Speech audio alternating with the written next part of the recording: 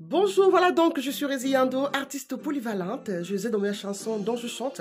N'oubliez pas de vous abonner, de partager et surtout de m'envoyer tout plein de cœur parce que moi, les cœurs, j'en raffole. Je suis chef d'entreprise, je suis décoratrice, event planner. N'hésitez pas, confiez-moi vos événements de A à Z ou partiellement. Alors, pour la deuxième vidéo de l'année, je vais aborder un sujet déjà d'interrogation. Je vais vous poser une question simple. Il faudrait que vous puissiez déjà répondre à cette question, soit en commentaire ou alors même déjà chez vous, tout simplement, en méditation, en vous posant la question de savoir qu'est-ce qui vous pousse à détester ou à ne pas aimer quelqu'un. Qu'est-ce qui vous pousse à ne pas aimer les gens? Qu'est-ce qui vous pousse à ne pas apprécier les gens? Qu'est-ce qui vous pousse à ne pas aimer quelqu'un? Qu'est-ce qui vous pousse à ne pas aimer les gens? Qu'est-ce qui vous pousse à ne pas aimer tout simplement l'individu en lui-même? Ce sont des questions qui me poussent très souvent à relativiser face à une colère débordante ou alors face à une situation où je suis dans l'incompréhension face à l'attitude de la personne que j'ai en face de moi. Est-ce que je suis prête à ne pas aimer ou détester ou alors haïr cette personne? Et pourquoi est-ce que je vais le faire? Quelles sont les raisons? Quelles sont les raisons qui me poussent à pouvoir avoir une attitude aussi négative qui est aussi nocive pour moi? Parce que la négativité, je vous le dis, la négativité ne vous fait pas du bien. La négativité vous pourrit la vie. Parce que quelque part, quand vous avez un sujet négatif qui vous empoisonne, il occupe une partie de votre réflexion. Vous n'allez pas surtout me démentir dans le sens où, quand vous avez des situations négatives, vous dormez mal. Et puis chaque fois, vous ressassez. Et pourquoi est-ce que vous le faites? Parce que c'est un poison qui vous envahit en fait. C'est un poison qui vous pousse à ne plus pouvoir voir tout ce qui peut être positif pour d'autres choses. Et vous confie tout votre univers autour de cette chose qui vous a heurté, cette personne qui vous a heurté, ce mot qui vous a touché, qui vous a blessé, au point où vous focalisez toutes vos énergies vers cette situation qui vous pourrit la vie dans le vrai sens du terme. Alors, qu'est-ce qui vous pousse donc à ne pas aimer les gens? Il faut faire attention, on va nuancer. Parce que il y a des choses simples qui font que on peut ne pas être d'accord avec quelqu'un, c'est pas pourtant qu'on le déteste. Hein. On peut ne pas être d'accord avec quelqu'un, c'est pas pourtant qu'on l'aime pas. On peut ne pas être d'accord avec quelqu'un ou alors partager les mêmes idées que la personne, c'est pas pour autant qu'on va le haïr. Mais réellement, dans la profondeur de votre âme, de votre personne, qu'est-ce qui vous pousse un beau jour à prendre pour cible un être humain comme vous au point vraiment de ne plus vouloir voir cette personne? Est-ce que cette personne a atteint un point de non-retour de votre limite à vous de tolérance, de présence de l'intrus dans votre univers? Est-ce que cette personne est allée trop loin au point de pouvoir diminuer toute l'attention positive que vous pouviez lui accorder? Est-ce que cette personne a fait des choses aussi atroces qui font que vous avez cette haine ou que vous détestez cette personne, ou alors que vous n'aimez pas cette personne dans le vrai sens du terme? Parce que quand je parle de ne pas aimer, ce n'est pas nos petites plaisanteries en fait. Parce qu'il y a vraiment des gens qui arrivent à des chemins de non-retour où ils n'aiment pas, où ils ne veulent même plus. Ou alors vraiment, ils sont tellement blessés que le chemin de non-retour est impossible. Mais qu'est-ce qui peut vous pousser à arriver jusque-là? Est-ce que c'est gérable? Est-ce que c'est possible de pouvoir faire autrement? Est-ce que c'est possible de pouvoir éviter? Ces questions-là sont des questions qu'on doit se poser régulièrement pour pouvoir relativiser de temps en temps. Maintenant, quand on se tait, quand on analyse et quand on peut garder le silence, quand on peut se retirer, quand on peut faire les choses différemment, sans pourtant détester, sans pourtant haïr, sans pourtant être dans l'intolérance de la personne, c'est beaucoup mieux. C'est beaucoup mieux dans le sens où on n'est pas dans la négativité totale de la personne, on est plutôt dans le retranchement personnel pour pouvoir reprendre les choses en main. afin d'éviter d'être confronté à cette outrance ou alors à cette offense régulière qui se répète et se répète. On s'isole de la personne. On essaie de faire les choses différemment. On essaie de se remettre en question. On essaie de voir où le bas a blessé. Pourquoi est-ce que cette personne s'est permise de pouvoir traverser votre cadre privé de sécurité que vous êtes posé? Pourquoi trouve-t-il le plaisir de pouvoir blesser votre personne? Qu'est-ce que vous ne faites pas que vous devriez faire? Où est la faille? Parce que c'est très souvent la faille de nous-mêmes. Parce que quand nous avons pour habitude d'avoir une certaine attitude avec certaines personnes, des informations que l'on reçoit selon l'éducation et selon la personnalité de certaines personnes, ils ont l'impression que vous leur donnez l'autorisation, le droit de pouvoir avoir un fin mot, une façon de pouvoir gérer votre environnement, votre vie, votre état d'esprit, votre moralité. Où est-ce que vous avez fauté? C'est souvent ces questions que je me pose. Quand je suis offensée par les uns et les autres, je me demande à quel moment est-ce que j'ai fauté. Et je dois faire un feedback, je dois analyser les choses et me dire, ok, à ce moment-là, peut-être cette personne ne méritait pas que je puisse faire ça. À ce moment-là, cette personne ne méritait pas, peut-être que je puisse imaginer qu'il était assez ouvert d'esprit ou alors assez mature pour pouvoir comprendre qu'il y a des règles dans la vie et que ce n'est pas parce qu'on vous donne accès à certaines pièces de la garde rapprochée, du cercle rapproché de certaines personnes qu'il faut vraiment outrepasser. Mais pourquoi peut-on haïr à ce point les gens? Ça, je n'arrive pas. Mais Dieu seul sait, on m'a tellement blessé, on m'a tellement fait de la peine, on m'a tellement détruit. Mais je suis toujours restée forte. Mais pourquoi est-ce que je trouve en moi la force de pouvoir pardonner? Pourquoi est-ce que je trouve la force de pouvoir passer outre? Pourquoi est-ce que je trouve la force? Où est-ce que je trouve la force de pouvoir dormir en paix? Où est-ce que je trouve la force de pouvoir ne même pas tenir compte des attitudes de ces personnes? Tout simplement pourquoi? Parce que le positif est meilleur, est plus. Parce que je travaille plus le positif que le négatif. Et quand je me remets en question, je n'accuse pas la personne qui doit être responsable de la situation. Je m'accuse moi aussi parce que je m'interroge, je me demande à quel moment est-ce que j'ai permis, à quel moment j'ai baissé ma garde, à quel moment j'ai laissé transpercer ma carapace, à quel moment j'ai permis qu'on puisse venir me déstabiliser juste le temps d'une seconde ou bien d'une minute.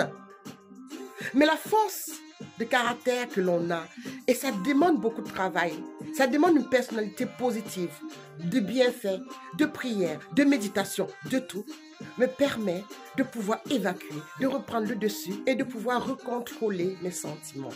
Et de transformer ce sentiment de colère, de transformer cette colère, de transformer cette contrariété, de transformer cette espèce de dégoût qui s'installe en compassion, en compréhension, mais en prenant des résolutions pour éviter justement de retomber sur la même erreur, quitte même à tourner complètement le dos et ne plus avoir cette personne dans mon environnement, dans ma vie, dans ma façon de faire. Tout simplement pourquoi? Parce que si cette personne n'a pas pu comprendre à un moment donné que vous lui avez donné l'opportunité, il faut bien vous dire que l'opportunité que vous donnez aux gens de vous atteindre, c'est une confiance pleine d'amour, c'est une confiance pleine de bonté. Quand vous êtes blessé, cette opportunité que vous avez donnée, vous retirez. Ce n'est pas dans le sens d'être supérieur, non. L'opportunité, ce n'est pas dans le sens d'être supérieur. C'est dans le sens de se dire que chaque être humain doit déjà être fier. Et que cette fierté qu'il a doit le permettre de pouvoir se dire qu'il a aussi le droit, même s'il n'est pas roi, reine, princesse ou chef d'État, de pouvoir se dire que dans sa petite vie, la grande ou la moyenne vie, il est quand même important. Et que l'opportunité qu'on a de le rencontrer aussi est une chance pour les autres aussi. Il n'y a pas des êtres supérieurs, il n'y a pas des êtres moins supérieurs aux autres. C'est pour ça que je parlerai dans le thème de l'opportunité. Parce que cette confiance en soi, qui nous manque parce qu'au quotidien dans notre société, on nous bloque, on nous pousse à ne même plus avoir confiance, à être petit, à ne plus se sentir utile ou important. On nous fait croire que nous ne sommes rien parce que nous n'avons pas certaines fonctions, parce que nous n'avons pas certaines classes sociales.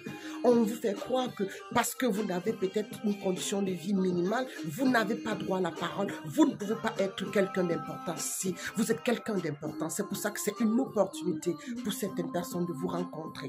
C'est une opportunité pour certaines personnes de faire votre connaissance. Que vous soyez dame de ménage, que vous soyez homme dans la rue, que vous soyez personne. Ce sont des opportunités de rencontrer les êtres humains. Quand deux êtres humains se rencontrent, ils ont l'opportunité de se rencontrer les uns avec les autres. Alors, pour revenir donc sur ce sujet où je disais que quand je suis face à une situation qui me dépasse, qui me trouble, qui me perturbe, qui me pousse dans mes retranchements ou alors qui me pousse à pouvoir être dans la négativité, je me pose toujours la question de savoir à quel moment j'ai fauté. Et quand je trouve le moment où j'ai fauté, le moment où j'ai permis, où j'ai donné l'opportunité à cette personne de pouvoir entrer, casser, briser ma carapace, entrer dans mon cercle ou entrer dans les limites que je me suis fixées, parce que moi je me fixe certaines limites selon les individus. Parce que cette histoire de limite aussi, c'est quelque chose de très important qu'il faut comprendre.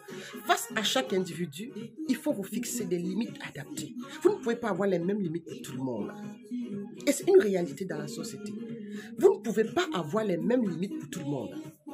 Et vous ne pouvez pas penser que tout est pareil. Il y a tellement de choses diverses qui font qu'il faut s'adapter. Il faut faire marcher les méninges.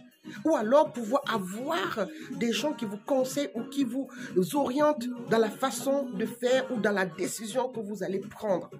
Parce que les conseillers, ils sont là pour encadrer les grands hommes d'État. Ce n'est pas parce qu'ils sont des cancres, non. Mais c'est parce que la nature est faite ainsi. À un seul cerveau, très souvent, on n'arrive pas à résoudre beaucoup de problèmes. Il faut des conseillers. Il faut des gens qui ont une vision différente de la vôtre pour vous permettre de pouvoir tirer le bon épingle du jeu. Donc, ceci dit, vous ne pouvez pas mettre tout le monde sur le même piédestal. Même si on veut nous faire croire qu'on doit être tous sur le même piédestal, non, c'est pas possible. Vous allez aimer certaines personnes, même dans votre entourage, même dans votre famille, d'une façon, et les autres pas du tout. Tout dépend du comportement, de l'attitude. Vous ne pouvez pas permettre à quelqu'un qui est impulsif de pouvoir être au quotidien la personne à qui vous allez vous titiller, sachant que la personne tout de suite va piquer la mouche.